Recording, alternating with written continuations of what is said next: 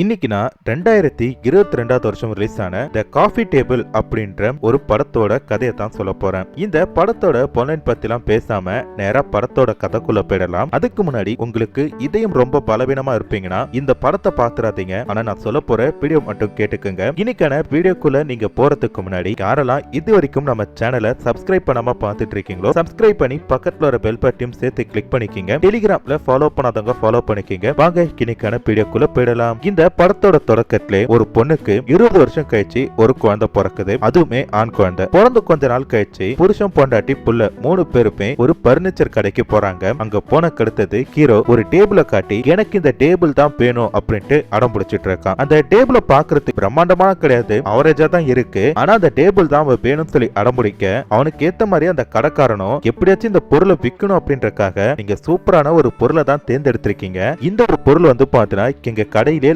Luckiest பொருள் அப்படின்றான். அது மட்டும் இல்லாம இது மேல இருக்கிற கண்ணாடி புல்லட் ப்ரூஃப் கிளாஸால செய்யப்பட்டது. அந்த கிளாஸ் வந்து பார்த்தா நீங்க எப்படி சண்டை போட்டு ஏன் தூக்கி போட்டு உடைச்சாலும் பொடையவே பொடையாது அப்படின்னு இருப்பான். அது மட்டும் இல்லாம சைனாவோட கொலாபரேஷன்ல பண்ணது. இதோட விலை வெறும் 2 லட்சம் தான் அப்படின்ற மாதிரி சொல்ல உடனே கிரண் இதெல்லாம் கேட்டுட்டு கண்டிப்பா இந்த டேபிள் நமக்கு தேவையே கிடையாது. எவனாச்சும் ஒரு காபி குடிக்கிறதுக்கு 2 லட்சத்துக்கு பொருள் வாங்குவானா? அது கிளாஸ் நம்மளுக்கு சுத்தமா வேணவே வேணாம் அப்படின்றாங்க. ஆனா ஹீரோ உடனே கோபப்பட்டுட்டு எப்ப பார்த்தாலும் உனக்கு பிடிச்சது மட்டும் தான் நீ வேணும்னு சொல்லி கேக்குற, எனக்கு எது பிடிச்சாலும் வேணாம் அப்படின்ட்டு தள்ளி கழிக்கிற, என்ன நினைச்சிட்டு இருக்க? எனக்கு தெரியாது, நான் இந்த பொருளை தான் வாங்குவேன் அப்படின்ட்டு அந்த பொருளை வாங்குறான். இப்ப இவங்க தங்கி இருக்கிறது ஒரு அபார்ட்மெண்ட். அந்த அபார்ட்மெண்ட்டுக்குள்ள இந்த பொருளை கெடுத்துட்டு போனோம். எப்படி ஹீரோ கஷ்டப்பட்டு அந்த பொருளை கெடுத்துட்டு அவனோட வீட்டு வாசல் வரைக்கும் போயிட்டான். அப்படி போகும்போது மேல இருந்து ஒரு பொண்ணு வராங்க, கூட அவங்களோட பொண்ணும் வருது. அந்த அம்மா வந்து என்ன சார் வீட்டுக்கு புதுசா பொருளா வாங்கிருக்கீங்க போல இருக்கு, ரொம்ப சந்தோஷம் சார் அப்படின்ற மாதிரி சொல்ல உடனே அந்த குட்டி பொண்ணு அவளுக்கு வந்து 13 வயசு ஆகுது. ஹீரோ பார்த்துட்டு அப்புறம் மாமா என்ன எப்ப கல்யாணம் பண்ணிக்க போற அப்படின்றா. எதே கல்யாணம் பண்ணிக்க உன்னையாண்டி நான் கல்யாணம் பண்ணிக்கணும் அப்படின்னு சொல்லி கேக்குறப்ப என்ன மாமா நம்ம 2 பேரும் லவ் பண்ணோம், என்ன கல்யாணம் பண்ணிக்கிறேன்னு சொன்ன, இப்ப மாட்டேன்ற, உனக்கு குழந்தை பிறந்த நான் மறந்துட்டேன் அப்படின்ற மாதிரி சொல்லி கேட்க இங்க பாரு பாப்பா குட்டி பொண்ணுன்னு பாக்குறேன், இல்ல ஜன்னல இருந்து தூக்கி போட்டுறா அப்படின்ட்டு ஹீரோ அந்த பொண்ணை திட்டிட்டு நேரா அந்த டேபிள அசம்பிள் பண்றதுக்காக போறான். போய் பார்த்தா அந்த டேபிள் ஆடிட்டு இருக்கு. என்னன்னு சொல்லி பார்த்தா ஒரு போல்டா அவனுக்கு வைக்கல போல இருக்கு. இதனால ஹீரோன் சிரிச்சிட்டு இருக்காங்க. இத பார்த்து கடுப்பான ஹீரோ என்ன பண்றான், அந்த கடைக்காரனுக்கு கால் பண்ணி யோ என்னையா பொருள் வித்திருக்க, அந்த கண்ணாடி ஆடி ஒரு நெட் மிஸ் ஆகுது, எனக்கு தெரியாது, அந்த நெட் எனக்கு சீக்கிரம் வேணும் அப்படின்றப்ப சார் சார் நீங்க கோவப்படாதீங்க, உங்க வீட்டு அட்ரஸ் மட்டும் சொல்லுங்க, 10 நிமிஷத்துல நான் வந்து உங்களுக்கு அதை டெலிவரி பண்றேன் அப்படின்ட்டு அந்த கடைக்காரன் போனை கட் பண்ணிட்டான். அதுக்கடுத்து ஹீரோன் என்ன சொல்றாங்கன்னா, நான் சொல்றதை நீ என்னைக்கு கேட்டிருக்க, இப்ப பாரு எப்படி ஒரு பொருளுக்காக நீ கத்துற வேண்டியது இருக்கு அப்படின்றப்ப ஏய் உனக்கு என்ன பிரச்சனை, எப்ப பார்த்தாலும் நான் எந்த ஒரு பொருள் எடுத்தாலும் நீ பேனா பேனா தான் சொல்லிட்டு இருக்கிற, ஏதாச்சும் ஒரு விஷயத்தை எனக்கு பிடிச்ச மாதிரி நீ பண்றியா? போன வாரம் நம்ம குழந்தைக்கு ஒரு பேர் வச்சோம், அந்த பேரை கூட எனக்கு பிடிச்ச மாதிரி நான் வைக்கல, உனக்கு பிடிச்ச மாதிரி தான் வச்சுக்கிட்டேன். இந்த பாரு ரொம்ப நாள் கழிச்சு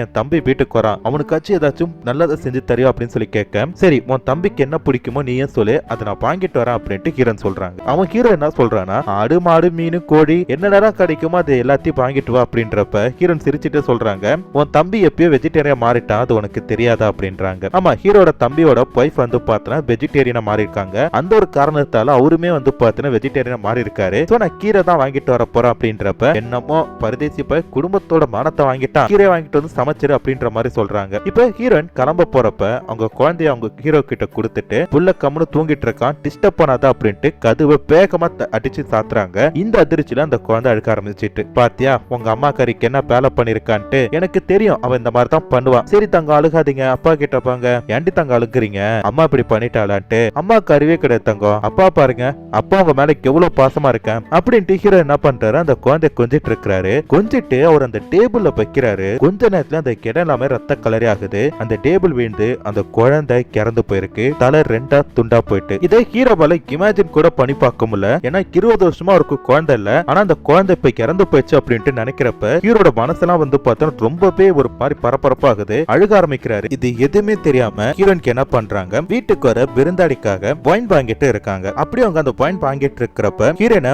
ஒரு குண்டா இருக்கிற பொண்ணு கூப்பிடுறாங்க. ஹீரோன் அவங்கள பார்த்து ரொம்ப சந்தோஷப்படுறாங்க. இவங்க 2 பேருமே ஸ்கூல்ல பொண்ணா படிச்சவங்க போல இருக்கு. அந்த குண்டு லேடி ஹீரோனை பார்த்து என்ன கேக்குறாங்கன்னா, உனக்கு கல்யாணம் 20 வருஷம் ஆயிடுச்சு, ஒரு குழந்தை பிறந்திருக்கா அப்படின்னு சொல்லி கேக்குறப்ப ஆமாண்டி ரீசெண்டா தான் எனக்கு ஒரு பையன் பிறந்திருக்கான் அப்படின்றாங்க. ரொம்ப சந்தோஷம், உங்க கணவர்கிட்ட நான் பேசவே இல்லை பார்த்து அப்படின்றப்ப இரு நானே போன் போட்டு தரேன் அப்படின்னு சொல்லிட்டு ஹீரோக்கு கால் பண்ணி கொடுக்குறாங்க. அப்ப ஹீரோ என்ன பண்றாருன்னா அமைதியா இருக்காரு, நீயே பேசி ஹஸ்பண்ட் சந்தோஷப்படுவார் அப்படின்ட்டு ஃப்ரெண்டு கிட்ட கொடுக்குறப்ப என்ன ஜான் உங்களுக்கு ஒரு ஆண் குழந்தை பிறந்திருக்கு போல இருக்கு, எங்க கிட்ட சொல்லணும்னு உங்களுக்கு தோணல, சோ கண்டிப்பா கண்டிப்பா உங்க வீட்டுக்கு நான் வருவேன் அப்படின்ற மாதிரி சொல்றாங்க. ஆனா ஹீரோ எதுவுமே கேட்காம அப்படியே காலை கட் பண்ணிட்டாரு. என்னடி ஒரு வார்த்தை சொல்றாங்க, அட்லீஸ்ட் ஒரு தேங்க்யூ வாச்சு சொல்லிட்டு காலை கட் பண்ணிருக்கலாமே அப்படின்ட்டு அந்த குண்டா இருக்க பொண்ணு கேக்குறப்ப, இல்லப்பா குழந்தை அழுதுருக்கும் அதை இப்படி பண்ணிட்டாரு போல இருக்கு, சோ தப்பா எடுத்துக்காத, ஒரு நாள் கண்டிப்பா நீ வீட்டுக்கு வரணும் அப்படின்ற மாதிரி சொல்றாங்க. இப்ப ஹீரோக்கு என்ன பண்றான்னா அந்த குழந்தையோட உடம்ப பாக்குறாரு. இவருக்கு என்ன பண்ணனே தெரியல. 20 வருஷமா உங்களுக்கு குழந்தை கிடையாது, போகாத கோயில் கிடையாது, போகாத டாக்டர் கிடையாது, ஆனா இப்படி ஒரு குழந்தை காயிட்டே அப்படின்ட்டு ரொம்பவே ஃபீல் பண்றாரு. அதோட அந்த குழந்தையோட உடம்பு எடுக்கிறாரு. தலையை தொடுறதுக்கு மனுஷனுக்கு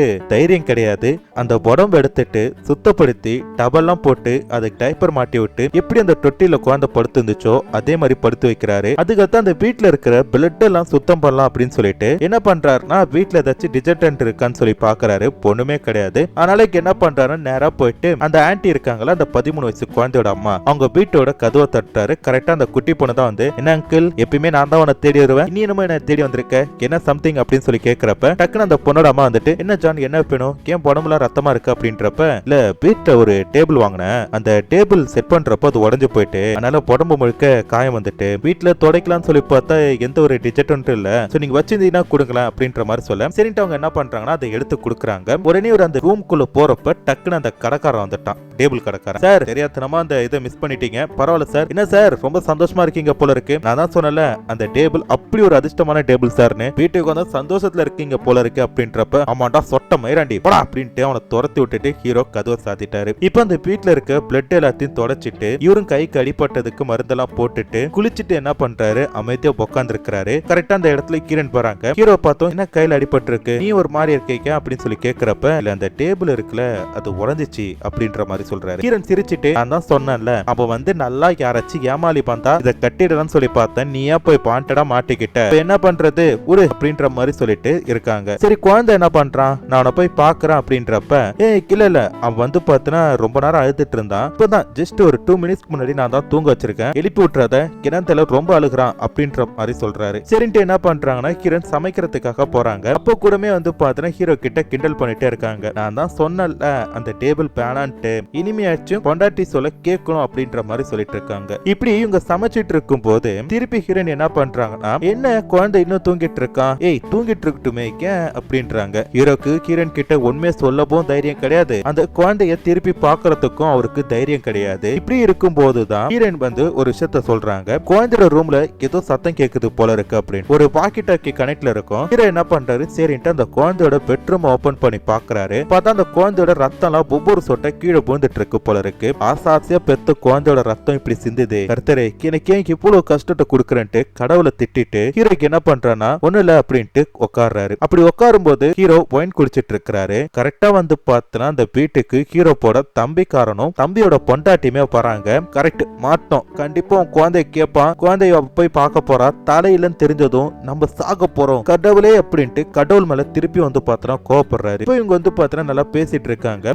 அண்ணா ஏன் இப்படி இருக்க அப்படின்னு சொல்லிட்டு தம்பிக்காரன் கேட்கிறப்ப அது கிரண் என்ன சொல்றாங்கன்னா, ஒண்ணு இல்ல உங்க அண்ணா வந்து பாத்தீங்கன்னா ஒரு டேபிள் வாங்கினாரு, அந்த டேபிள் உடஞ்சு போயிட்டான், அதனாலதான் மனுஷன் மூஞ்சி தூக்கி வச்சிருக்காரு அப்படின்றப்ப, டேபிள் உடஞ்சதுக்கெல்லாம் ஏன்டா இப்படி பாத்துக்கலாம்டா புர்ரா அப்படின்ற மாதிரி சொல்றாங்க. அப்புறம் அந்த வீட்டுல இருக்கிறவங்க குழந்தைக்கு வாங்கிட்டு வந்து திங்ஸ் எல்லாம் பாக்குறாங்க. நிறைய ட்ரெஸ் இருக்கு, அந்த ட்ரெஸ் எல்லாம் பார்த்துட்டு ஒவ்வொரு நாளைக்கு என் பையனுக்கு போட்டு நான் அழகு பார்க்க போறேன் அப்படின்ற மாதிரி ஹீரோன் சொல்லிட்டு இருக்காங்க. ஹீரோன் அப்படி சந்தோஷப்படுறாங்க. பட் ஹீரோட முகம் ஃபுல்லாவே வந்து பார்த்தோன்னா சோகமா தான் இருக்கு. இப்ப அந்த குழந்தைக்கு வந்து பார்த்தோன்னா ஒரு ரூம் இருக்கும்ல, அந்த ரூமுக்குள்ள போறாங்க. அந்த ரூமை சுத்தி காட்டுறாங்க. அப்படி பார்க்கும்போது ஹீரோ போட தம்பியோட பொண்டாட்டி என்ன பண்றாங்கன்னா, இந்த போட்டோ பாருங்களேன், அப்படியே உங்க அண்ணனை புடிச்சு வச்சிருக்கலாம் அப்படின்ற மாதிரி சொல்ல, ஆமாண்டி ஆமா பாக்குறதுக்கே அப்படி இருக்கல அப்படின்றாங்க. இதை நினைச்சு ஹீரோ அழுகிறதா இல்ல சிரிக்கிறதான்னு தெரியாம ஒரு பக்கம் உட்கார்ந்து இருக்கிறாரு. அப்புறம் எல்லாருமே வந்து பார்த்தோன்னா சாப்பிடறதுக்காக போறாங்க. ஆனா சாப்பிடறப்ப கூட மட்டும் ஹீரோ ஒரு மாதிரி சோகமா இருக்கான். அதை பாக்குற தம்பிக்காரன் என்ன சொல்றான், டேய் உனக்கு என்ன தாண்டா பிரச்சனை, வெறும் 2 லட்சம் தானே, போனா போய் தொலைதுடா, வேணா நான் உனக்கு புதுசாவே வாங்கி தரேன், கவலைப்படாதடா அப்படின்ற மாதிரி சொல்ல, ஹீரோ என்ன பண்றானா, சரி சாப்பிட வச்சு செய்வோமேன்ட்டு சாப்பாடு எடுத்து பால வைக்கிறான். அப்படி வைக்கும் போது அவன் வாய்க்குள்ள இருந்து வெறும் பிளட்டா வர மாதிரி தெரியுது. பார்த்தா இது ஹீரோ போட இமேஜினேஷன் தான். அப்படி சாப்பிட்டு இருக்கும் போது இவங்க குழந்தைய பத்தி பேசிட்டு இருக்க,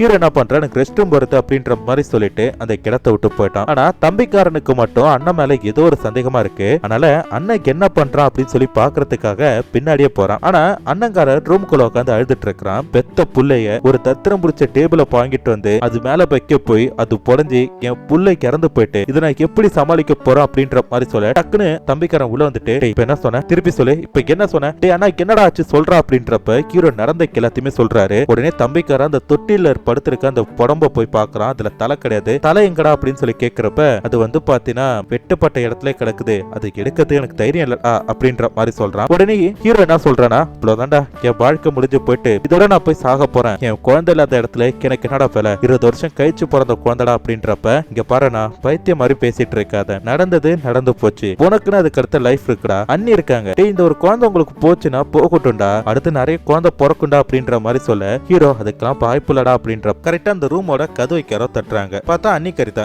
என்னாச்சு என்ன அப்படின்னு சொல்லி ஹீரோ கொஞ்சம் பார்த்துத்தோட கேட்கிறப்ப ஒண்ணு இல்லைங்க, குழந்தை ரொம்ப நேரமா தூங்கிட்டு இருக்கான்ல, பால் கொடுக்கலாம்னு சொல்லி பந்தன்றப்ப உடனே தம்பிக்கார என்ன பண்றேன்னா, அண்ணே நீ இப்பதான் குழந்தைய தூக்கி பார்த்தா அவன் நல்லா தூங்கிட்டு இருக்கான், தூங்குற குழந்தைய டிஸ்டர்ப் பண்ண கூடாதுன்னு சொல்லியிருக்காங்க, நீங்க என்ன பண்றீங்கன்னா போங்க, போயிட்டு கொஞ்ச நேரம் கழிச்சு வாங்க அப்படின்ட்டு அவங்களை அனுப்பி வச்சுட்டான். இப்ப தம்பிக்கார என்ன சொல்றேன்னா, நீ எப்படியாச்சும் அன்னி கிட்ட இந்த உண்மையை சொல்லித்தான் ஆகணும், சொல்லுனா நமக்கு தாண்டா பிரச்சனை அப்படின்ற மாதிரி சொல்ல ஹீரோ யோசிச்சுட்டு இருக்கும்போது இப்ப அந்த வீட்டோட மெயின் டோர் சத்தம் கேக்குது. யார் அப்படின்னு சொல்லி பார்த்தா அந்த 13 வயசு குட்டி போனதா. உனக்கு என்னடி வேணும் அப்படின்ட்டு ஹீரோன் கேக்குறப்ப அங்கிள் இல்ல அப்படின்றான். அங்கிள் எதுக்கு நீ பாக்கணும் அப்படின்ட்டு கேக்குறப்ப நானும் அங்கிள் லவ் பண்றோம், அவர் வந்து பாத்தீங்கன்னா எனக்கு வாட்ஸ்அப்ல நிறைய மெசேஜ் எல்லாம் அனுப்பியிருக்காரு அப்படின்னு சொல்லப்போ ஹீரோன் கடுப்பாயிட்டு டே ஜான் புடிக்கி போல பெல்லப்பாடா அப்படின்ட்டு கத்துறாங்க. ஹீரோ பெல்ல போறாரு. அப்ப என்னமோ நீ லவ் பண்ற சாட் பண்ற அப்படின்ற என்ன அப்படின்றப்ப அவ ஒரு பைத்திய காரிடி, வெறும் 13 வயசு பொண்ணு, அவ சும்மா விளையாட்டுக்காக சொல்றா, நீ தான் தப்பா எடுத்துக்கிறப்போ அப்படின்னு சொல்லப்போ அந்த பொண்ணு வந்து பாத்தீங்கன்னா ஒரு நாய்க்குட்டியை கூட்டிட்டு வந்திருக்கா. அந்த நாய்க்குட்டி என்ன பண்ணுதுன்னா கீழே இறங்குது, கரெக்டா ரத்த வாடைக்கு அந்த தலை இருக்கிற இடத்துல போய் அந்த தலையை கவ்வுது. அதை பார்த்தோன்னு ஹீரோக்கு என்ன பண்றான், பயப்படுறான். டக்குன்னு தம்பிக்காரன் என்ன பண்றான், அந்த தலையை பிடிக்கிறான். இதை யார் யார் பாக்குறாங்கன்னா ஹீரோ, அந்த குட்டி பொண்ணு,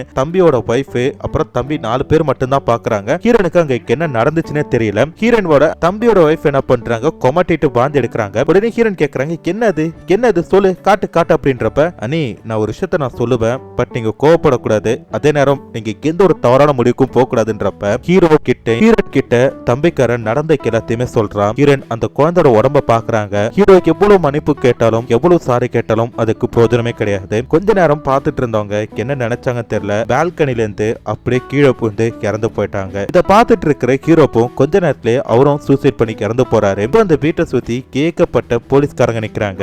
எப்படியா என்ன ஆச்சு, அந்த வீட்டுல 3 பேர் இறந்து போயிருக்காங்க அப்படின்னு சொல்லி போலீஸ்காரங்க கேட்கிறப்ப அதுக்கு இன்னொருத்தர் சொல்றாரு, என்ன நடந்துச்சுன்னே தெரியல சார், ஆனா அந்த வீட்டுல இருக்க ஒருத்தவன் காபி டேபிள் அப்படின்ற மாதிரி தான் சொல்லிட்டு இருக்கான், அவனை ஸ்டேஷன் கூட்டு போனா என்ன தெரிஞ்சிடும் சார் அப்படின்றப்ப சரி அவனை வண்டியில ஏத்துங்க, மீதிய போய் ஸ்டேஷன்ல பாத்துப்போம் அப்படின்ற மாதிரி தம்பிக்காரனை ஸ்டேஷனுக்கு கூட்டிட்டு போற மாதிரி காட்டி இந்த படத்தோட கதையை முடிச்சிட்டாங்க. இந்த